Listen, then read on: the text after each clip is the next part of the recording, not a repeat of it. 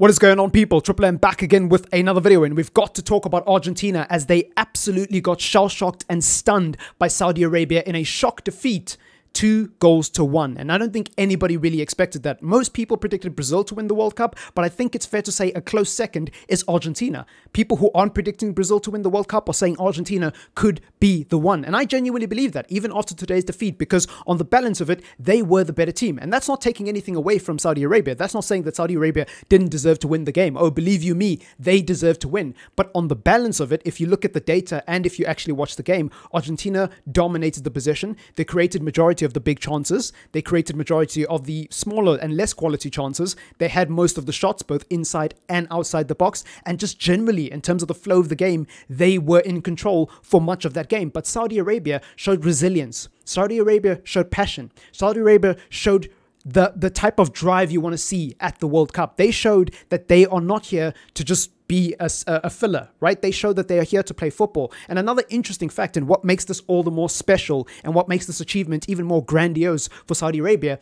is the fact that they have never beat Argentina in their history. In fact, I don't think many Asian teams have beat Argentina at the World Cup in their history. Argentina have a pretty good record against Asian teams. They don't lose that often. And nowadays, they're unbeaten. I believe they were unbeaten in like 30 games coming into this game. So they don't lose to anyone in general, but specifically Asian teams at the World Cup, they don't lose to. So today was a shock result in every facet of the word, right? It genuinely was. And I think the standout performer for me was Mohamed Al-Waiz. I think I'm pronouncing that probably incorrect, but the goalkeeper for Saudi Arabia, he was man of the match for me. He was the best player on the pitch by far. He was commanding, right? He was very, very vocal in terms of ushering his defense, but also commanding his area. Apart from clattering his teammate and almost putting his teammate in a hospital, he had a good performance. He had a really, really good performance. He was a safe pair of hands. He made some pretty good acrobatic saves. He also made the simple saves. He did everything you want from a goalkeeper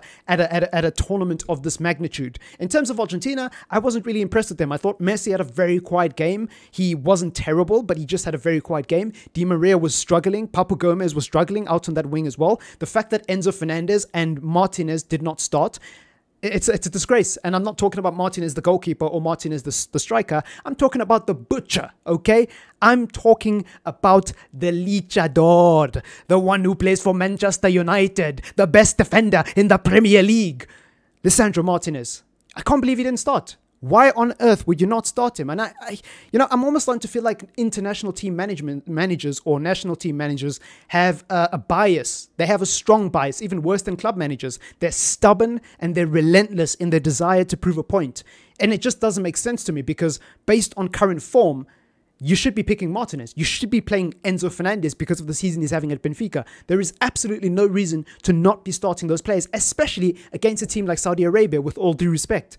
You should be playing those players, but you know, international team managers do this all the time. I mean, look at Gareth Southgate at England and the favourites he's picking. I know England won 6-2 against Iran, but the point still stands, right? Like, he loves his favourites as well. And it's not just them two. It's a lot of other international managers as well. They seem to have this habit of just being stubborn in who they like to pick and who they trust with their ability. And I guess it has something to do with the fact that on international tournaments, you don't have as much time to work with the team. So if you have a core group of players that already understand your philosophy and your style of play, you don't want to disrupt that by bringing in too many new faces, especially not at the World Cup. So I guess that's why international managers are very stubborn, but I still don't think it makes that much of a difference for me. I think I would have played Enzo Fernandez. I would have played Lisandro Martinez instead of Romero. That's just me, though.